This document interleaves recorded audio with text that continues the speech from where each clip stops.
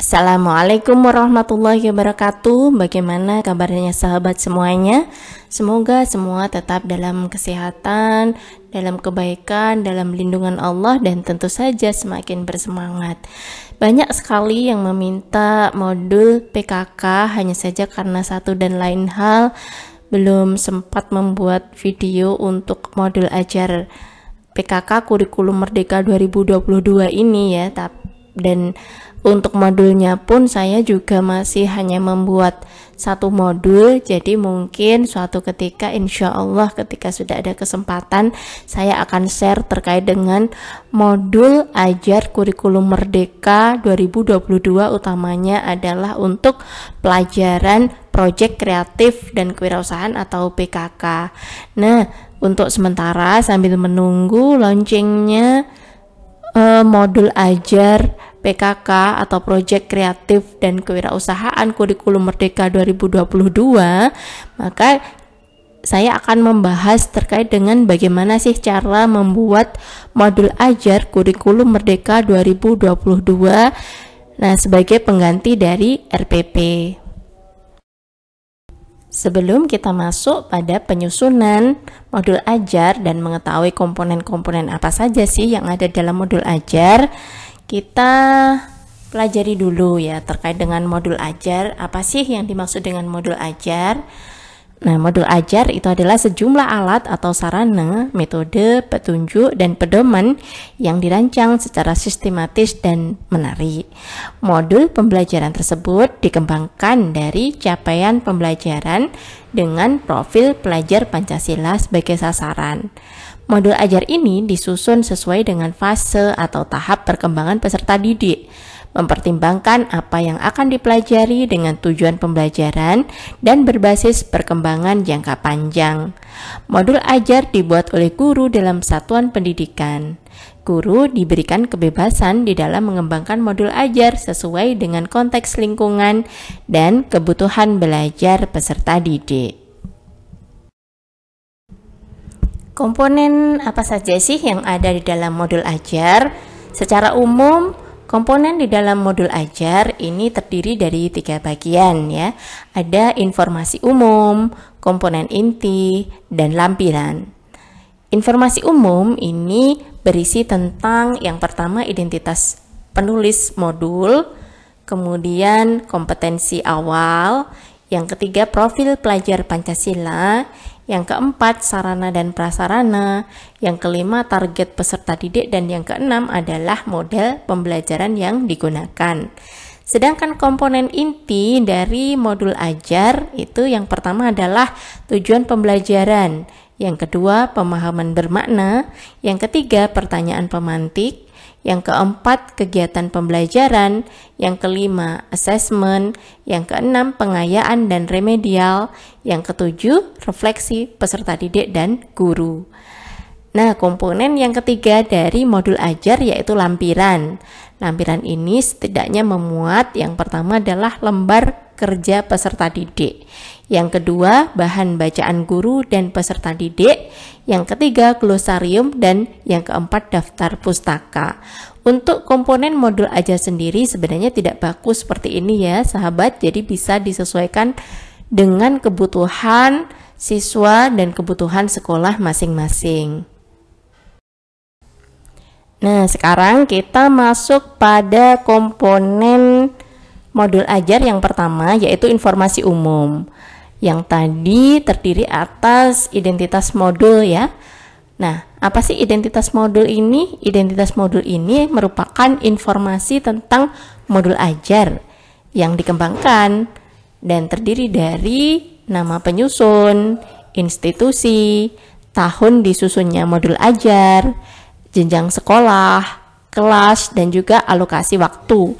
Nah, untuk alokasi waktu itu disesuaikan dengan jam pelajaran yang berlaku pada masing-masing sekolah. Bagian informasi umum ini yang kedua adalah kompetensi awal.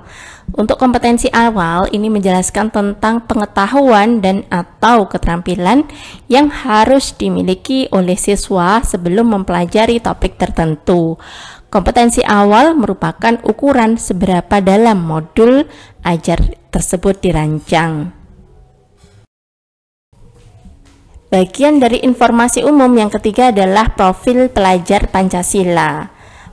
Profil pelajar Pancasila merupakan tujuan akhir dari suatu kegiatan pembelajaran yang berkaitan erat dengan pembentukan karakter peserta didik. Profil pelajar Pancasila atau P3 itu dapat tercermin di dalam konten dan atau metode pembelajaran. Setiap modul ajar memuat satu atau beberapa unsur dimensi profil pelajar Pancasila yang sesuai dengan kegiatan pembelajaran dan modul ajar. Jadi tidak semua 6 profil pelajar Pancasila yang ada itu dimasukkan, tetapi hanya beberapa unsur dimensi dari profil pelajar Pancasila yang sesuai dengan kegiatan pembelajaran saja yang dicantumkan. Masih pada bagian informasi umum, yang keempat adalah sarana dan prasarana.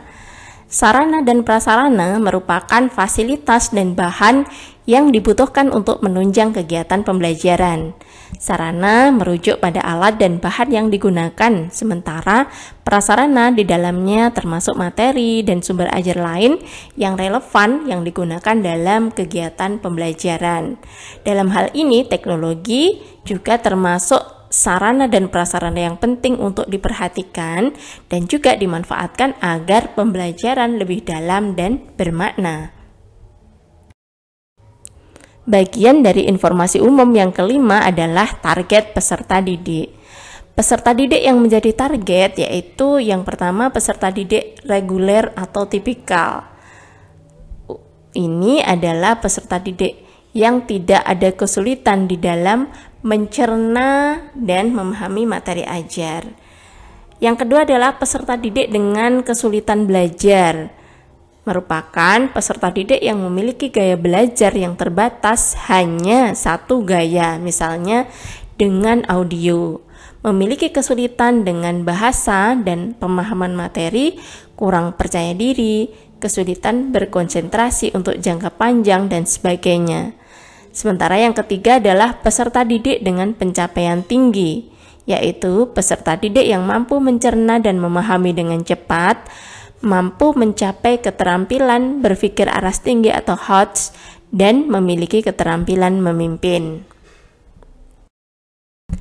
Berikutnya adalah yang keenam, yaitu model pembelajaran. Merupakan model atau kerangka pembelajaran yang memberikan gambaran sistematis pelaksanaan pembelajaran. Model pembelajaran dapat berupa model pembelajaran tatap muka, pembelajaran jarak jauh dalam jaringan atau PJJ daring, pembelajaran jarak jauh luar jaringan atau PJJ luring, dan blended learning.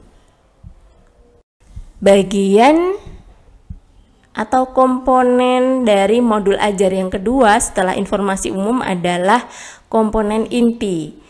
Di dalam komponen inti ini yang pertama terdapat tujuan pembelajaran.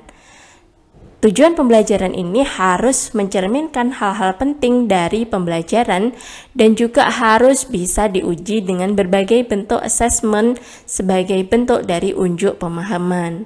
Tujuan pembelajaran itu menentukan kegiatan belajar, sumber daya yang digunakan, kesesuaian dengan keberagaman murid, dan juga metode asesmen yang digunakan.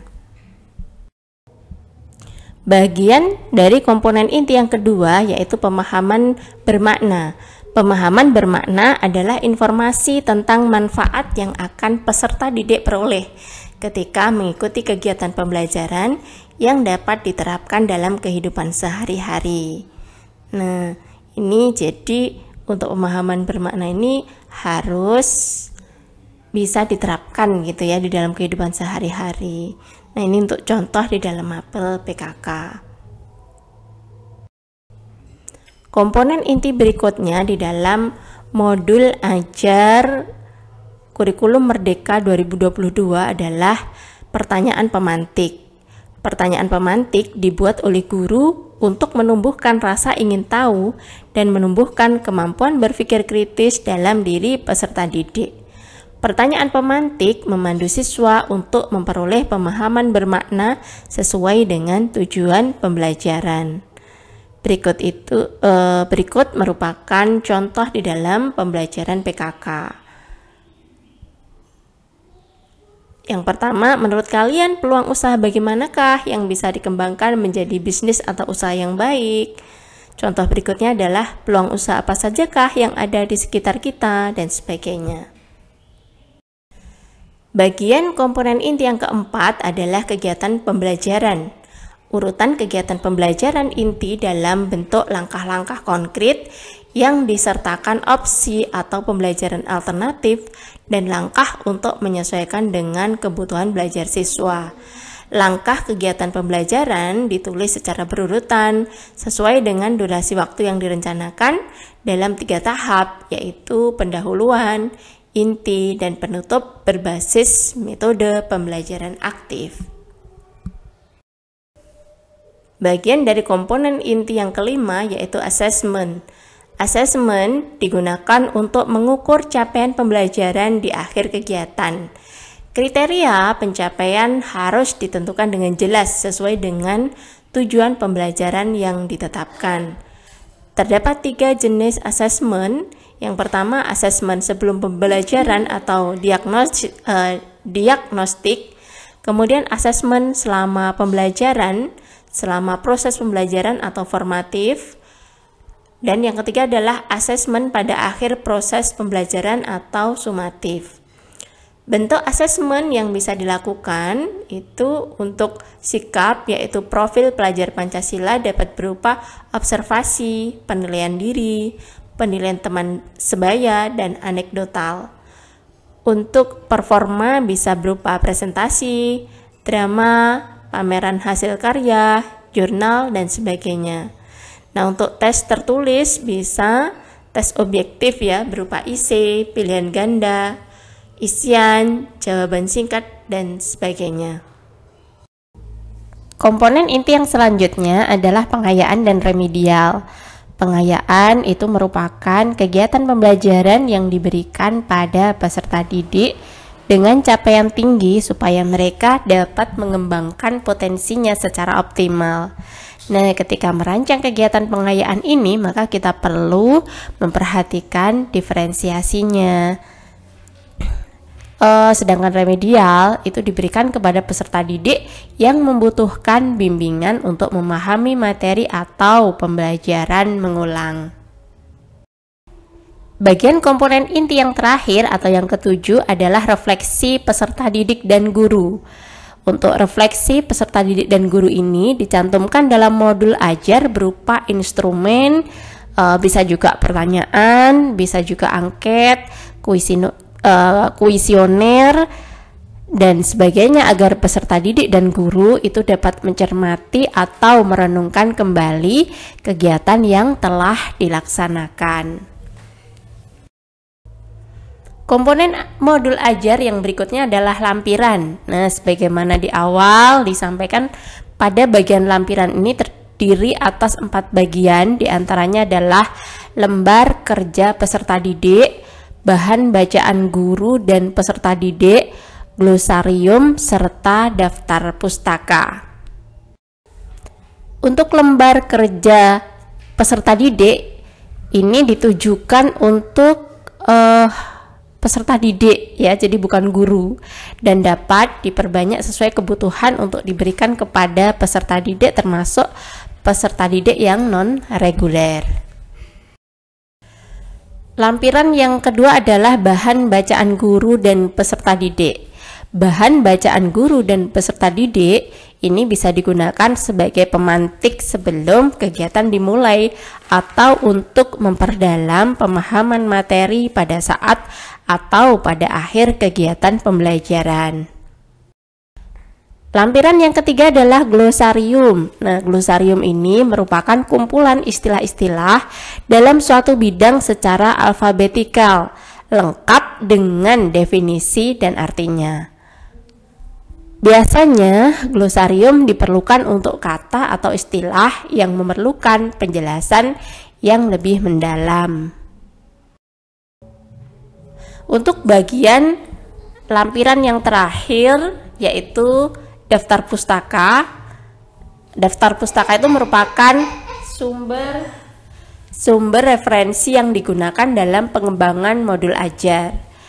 Referensi yang dimaksud di sini adalah semua sumber belajar, baik itu buku siswa, bisa juga buku referensi, majalah, koran, situs internet, lingkungan sekitar, narasumber, dan sebagainya. Nah, demikian tadi itu bagaimana cara menyusun modul ajar serta komponen-komponen apa saja yang ada di dalamnya. Nah, sebenarnya dalam penyusunannya tidak harus baku seperti ini, tetapi mengikuti kebutuhan peserta didik dan juga kebutuhan sekolah. Jadi tidak harus saklek seperti ini. Demikian dari saya, terima kasih, mohon maaf atas segala kekurangan. Wassalamualaikum warahmatullahi wabarakatuh.